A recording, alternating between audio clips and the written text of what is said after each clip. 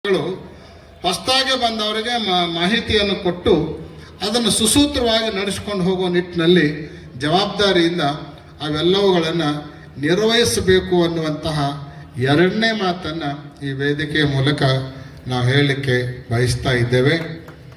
ಇನ್ನೊಂದು ಎರಡು ಹೊಸ ಬೆಳವಣಿಗೆಗಳು ಈ ವರ್ಷ ಆಗಿರುವಂಥವು.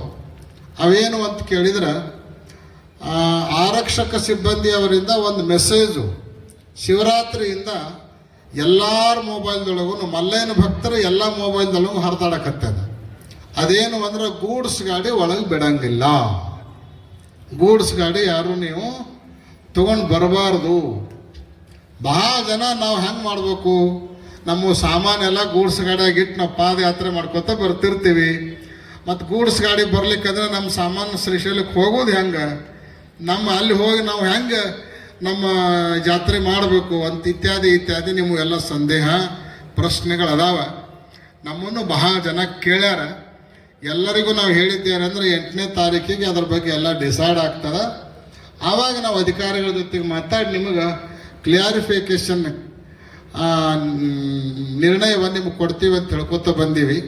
ಅದಕ್ಕೆ ಸಂಬಂಧಪಟ್ಟಂತೆ ಒಂದು ಮಾಹಿತಿ ನಮ್ಗೆ ಗೊತ್ತಾಗಿದ್ದು ಏನು ಅಂದ್ರೆ, ಗೂಡ್ಸ್ ಗಾಡಿಗೆ ಬರಲಿಕ್ಕೆ ಏನೂ ತೊಂದರೆ ಇಲ್ಲ, ಬರಲಿಕ್ಕೆ ಅವಕಾಶ ಐತಿ. ಚಪ್ಪಾಳಿ ಹೊಡಿಬೇಡ್ರಿ, ಇನ್ನ ಮುಗಿದಿಲ್ಲ ನಾವು ಹೇಳೋದು. ಆದ್ರೆ ಈ ಅನ್ನೋದು ಏನಿದೆ ಭಾಳ ಡೇಂಜರ್ ಇದೆ. ಗೂಡ್ಸ್ ಗಾಡಿ ಬರಾಕೇನು ತೊಂದರೆ ಇಲ್ಲ, ಆದ್ರೆ ಕೆಲವು ನಿರ್ಬಂಧನೆಗಳಿದಾವೆ.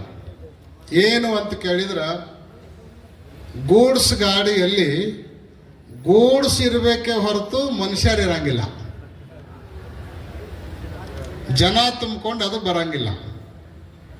ನೀವೇನು ಮಾಡ್ತೀರಿ ಅಂದ್ರೆ, ಆ ಗೂಡ್ಸ್ ಗಾಡಿ ಒಳಗೆ ಅಡ್ಡ ಪಳಿ ಹಾಕ್ತೀರಿ, ಕೆಳಗೆಲ್ಲ ಸಾಮಾನು ಇಡ್ತೀರಿ, ಮ್ಯಾಲೆಲ್ಲ ನೀವು ಕುಂಡಿರ್ತೀರಿ, ಕುತ್ಕೊಂಡು ಹುಯ್ ಅಂತ ಬಂದುಬಿಡ್ತೀರಿ. ಅಲ್ಲೇನದಂದ್ರೆ ಸಿಂಗಲ್ ರಸ್ತೆ ಐತಿ. ಸಿಂಗಲ್ ರಸ್ತೆ ಇರೋಣದ್ರಿಂದ ತೆಗ್ಗು ದಿನ್ನಿಗಳು ಒಂದು ಕಡೆ ಏರ ಒಂದು ಕಡೆ ಇಳು ಜಾಸ್ತಿ ಇರೋಣದ್ರಿಂದ ಸ್ವಲ್ಪ ಏನಾದರೂ ಗಾಡಿಯಲ್ಲಿ ಏರೋಪೇರ್ ಆಯಿತು, ಹೆಚ್ಚು ಕಡಿಮೆ ಆಯಿತು, ಯಾವ್ದಾರ ಒಂದು ಗಾಡಿ ಬಂದು ಟಚ್ ಆಯಿತು ಅಂದ್ರೆ, ಗಾಡಿ ಬಿತ್ತು ಅಂದ್ರೆ ಹೊಳಿತು ಅಂದ್ರೆ ಮ್ಯಾಲೆ ಕುಂತವ್ರಿಗೆಲ್ಲ ದೊಡ್ಡ ಆಘಾತ ಆಗ್ತದೆ.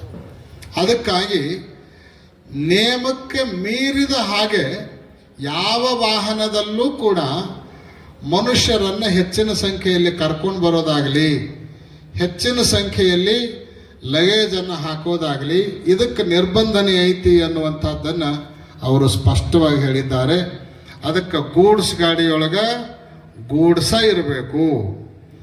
ಆಮೇಲೆ ನಿಮ್ಮ ಏನು ಜನರನ್ನು ಕರ್ಕೊಂಡು ಬರೋ ವಾಹನ ಇರ್ತಾವಲ್ಲ, ಆ ವಾಹನಗಳಲ್ಲೂ ಕೂಡ ಪರ್ಮಿಷನ್ ಎಷ್ಟಿರುತ್ತಲ್ಲ ಅಷ್ಟೇ ಜನರು ಹತ್ಕೊಂಡು ಬರುವಂತಹ ವ್ಯವಸ್ಥೆಯನ್ನು ನೀವು ಮಾಡ್ಕೊಳ್ಬೇಕು. 12 ಜನರ ಪರ್ಮಿಷನ್ ಇತ್ತು. 9+1 ಅಂತ ಇರ್ತಾವ, ಕೆಲವು 5+1 ಇರ್ತಾವ, ಕೆಲವು 3+1 ಇರ್ತಾವ, ಕೆಲವು 12+1 ಅಂತ ಇರ್ತಾವ. ಎಷ್ಟೆಷ್ಟು ಪರ್ಮಿಷನ್ ಇರ್ತಾವಲ್ಲ ಅಷ್ಟೆಷ್ಟೇ ಜನರು ಅದರೊಳಗೆ ನೀವು ಬಂದ್ರಿ ಅಂದ್ರೆ ನಿಮಗೆ ಬರಾಕ ಹೋಗಾಕ ಯಾವ ತೊಂದರೆನೂ ಇಲ್ಲ.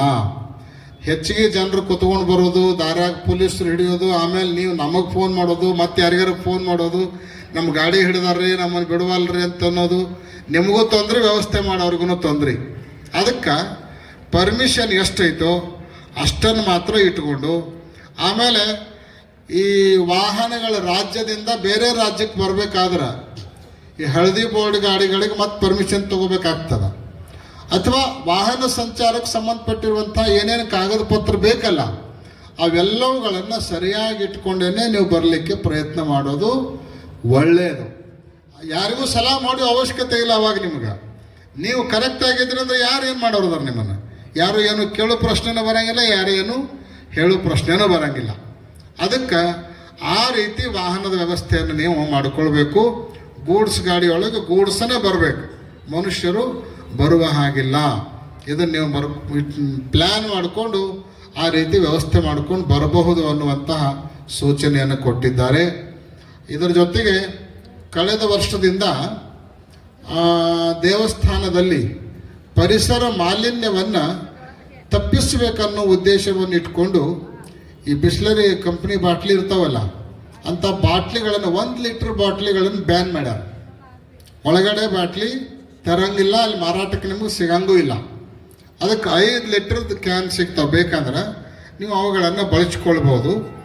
ಆಮೇಲೆ ದಾರಿಯೊಳಗೆ ಅವು ಕಂಪ್ನಿ ಬಾಟ್ಲಿ ಬಿಟ್ಟು ನಿಮ್ಮೇಲೆ ಮನೆಯಾಗಿರ್ತಾವಲ್ಲ ಮನಿ ಬಾಟ್ಲಿ, ಆ ಬಾಟ್ಲಿ ಒಳಗೆ ನೀರು ತುಂಬ್ಕೊಂಡು ಬರಲಿಕ್ಕಾಗಲಿ ನೀರು ತಗೊಂಡು ಹೋಗ್ಲಿಕ್ಕಾಗಲಿ ಯಾವುದೇ ರೀತಿಯಾಗಿರುವಂಥ ತೊಂದರೆ ಇಲ್ಲ ಅನ್ನುವಂಥದ್ದನ್ನು ದೇವಸ್ಥಾನದವರು ನಿಮಗೆಲ್ಲ ಹೇಳಿದ್ದಾರೆ. ಅದಕ್ಕೆ ಅನುಗುಣವಾಗಿ ನಿಮ್ಮ ವ್ಯವಸ್ಥೆಯನ್ನು ನೀವು ಮಾಡಿಕೊಳ್ಬೇಕು ಅನ್ನುವಂತಹ ಸೂಚನೆಯನ್ನು ನಿಮ್ಮೆಲ್ಲರಿಗೆ ಕೊಡ್ಮಾಡ್ತಾ, ಜಾತ್ರೆ ಬಂದ ಸಂದರ್ಭದಲ್ಲಿ ಬಹಳ ಜನ ಈ ಭಾಗದಿಂದ ಬರ್ತಾ ಇರ್ತೀರಿ.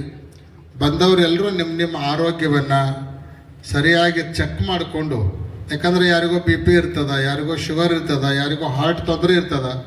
ಅಂಥ ಸಂದರ್ಭದಲ್ಲಿ ನೀವು ಉತ್ಸಾಹದಿಂದ ಪಾದಯಾತ್ರೆಯನ್ನು ಮಾಡಲಿಕ್ಕಂತ ಹೋಗಿ ಮಾರ್ಗ ಮಧ್ಯದಲ್ಲಿ ಅನಾಹುತಗಳು ಆಗೋದಕ್ಕೆ ಅವಕಾಶವನ್ನು ಕೊಡಬಾರ್ದು.